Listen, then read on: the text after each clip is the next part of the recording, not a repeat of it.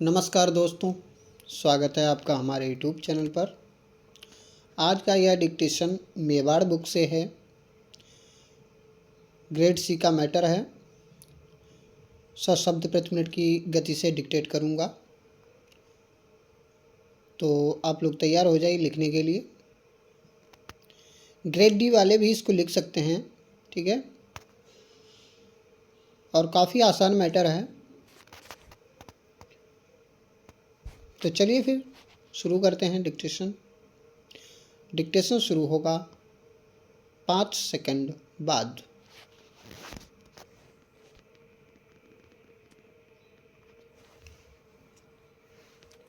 Start.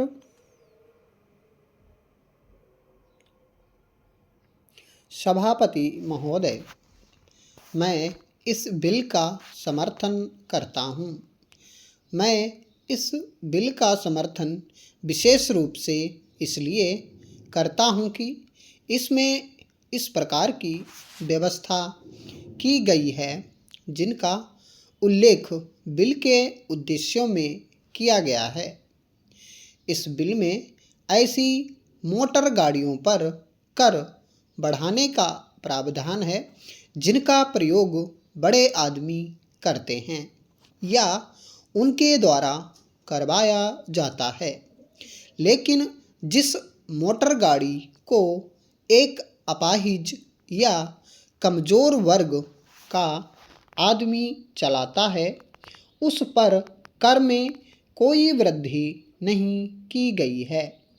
यह एक अच्छी परंपरा है और इससे हमारी महान नेता श्रीमती इंदिरा गांधी और हमारी सरकार को समाजवादी समाज की स्थापना करने में काफ़ी सहायता मिलेगी। दिल्ली में सड़क कर की वसूली एक विशेष कार्यालय द्वारा की जाती है। वह खर्च करने के बाद बची धनराशि को दिल्ली निगम आदि को दे देता है। वे सड़कों की मरम्मत पर और दूसरी सुविधा देने पर इसको खर्च करते हैं और वही इस राशि का एकमात्र लक्ष्य होता है। अध्यक्ष महोदय, मैं खास तौर से एक बात दिल्ली के बारे में कहना चाहता हूँ। यहाँ पर भारत सरकार के कार्यालय और दूसरे देशों के दूतावास हैं।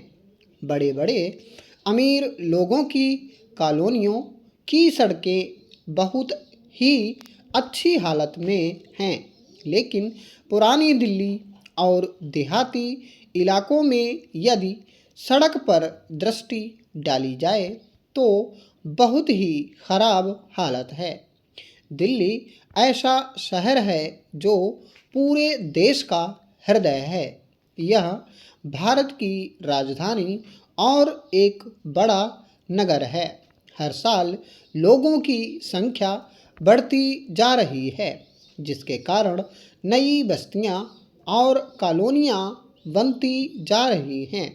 आप उन कॉलोनियों में जाकर सड़कों की हालत देखें। वहाँ की हालत बहुत खराब है, जिसकी तरफ सरकार को विशेष रूप से ध्यान देना चाहिए। इस संबंध में मैं कुछ सुझाव इस सदन के सामने रखना चाहता हूँ। मेरा सरकार से अनुरोध है कि उन सुझावों पर विचार करके दिल्ली में मोटर गाड़ियों के मालिकों को अनेक प्रकार की सुविधाएं देने की व्यवस्था की जाए। सबसे पहली बात तो यह है कि सड़कों की हालत जहाँ जहाँ खराब है वहाँ उनको जल्दी ठीक किया जाना चाहिए, जिससे कि मोटर गाड़ियों को कोई नुकसान का सामना न करना पड़े।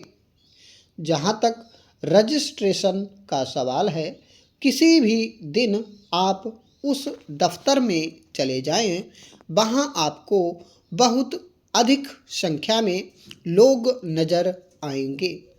एक आदमी को छोटे छोटे कामों के लिए कई बार परेशान किया जाता है और उसकी बात को सुना नहीं जाता है। मैं माननीय मंत्री जी से निवेदन करना चाहता हूँ कि इस लाइसेंस प्रणाली में सुधार लाया जाए, जिससे लोगों को किसी प्रकार की परेशानी का सामना ना करना पड़े। बहुत से लोग करों की चोरी भी करते हैं। ऐसे लोगों की देश में कमी नहीं है। इन लोगों के खिलाफ आपको उचित कार्यवाही करनी चाहिए। मैं आपको धन्यवाद देता हूँ कि आपने मुझे बोलने का समय दिया। सभापति महोदय, राष्ट्रपति जी के अभिभाषण पर जो धन्यवाद का प्रस्ताव सदन के सामने प्रस्तुत है, उसका समर्थन करने के लिए मैं खड़ा हुआ हूँ। राष्ट्रपति जी का जो अभिभाषण, उनमें देश के लिए नई दिशा का निर्देश देने की कोशिश की गई है। राष्ट्रपति अभिभाषण देश को नई दिशा देने की दिशा में बहुत ही उचित कदम है। पहला है समाज का अत्यंत गरीब वर्ग, जिसे हरिजन और आदिवासी कहते हैं, उसकी आर्थिक दशा सुधारने के लिए पूरी कोशिश की गई है। दूसरा है महंगाई रोकने के लिए ठोस कदम का उठाना। और तीसरा है जनता पार्टी की पैदा की गई स्थितियों को पूर्ण रूप से समाप्त कर शांति स्थापित करना। चौथा है आर्थिक स्थिति को मजबूत करना। पांचवा है किसानों की हालत सुधारने के लिए योजना बनाना। और छठा है नेहरू जी की विदेश नीति का अनुसरण। इन 6 भागों में राष्ट्रपति के अभिभाषण को बांट देंगे तो देखेंगे कि इससे अच्छा दिशा निर्देश दिया ही नहीं जा सकता था।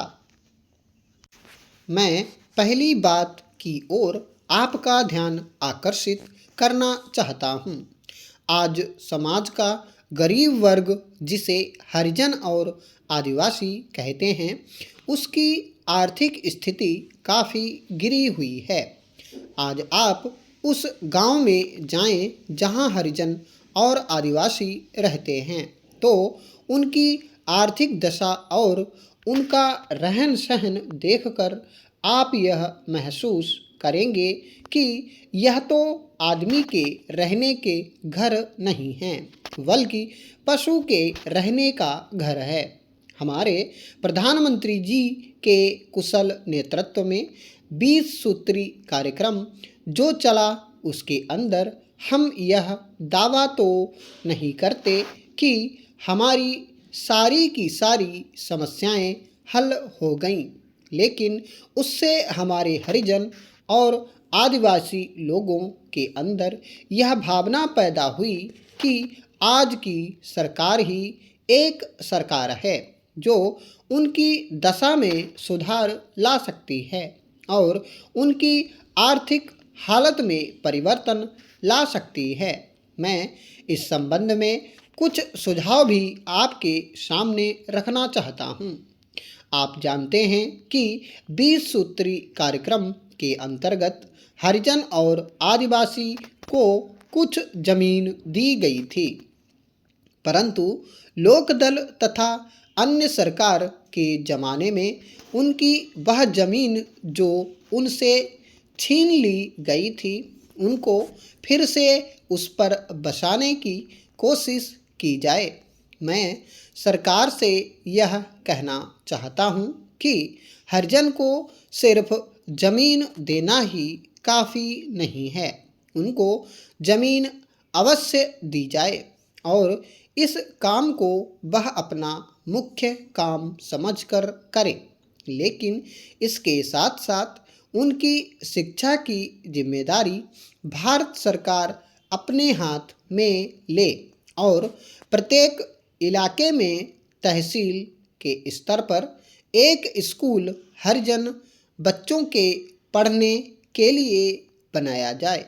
जब तक हरिजन में शिक्षा नहीं आएगी तब तक उसके आर्थिक ढांचे में सुधार नहीं आ सकता। इन अल्फाज के साथ मैं अपना भाषण समाप्त करता हूँ। स्टॉप।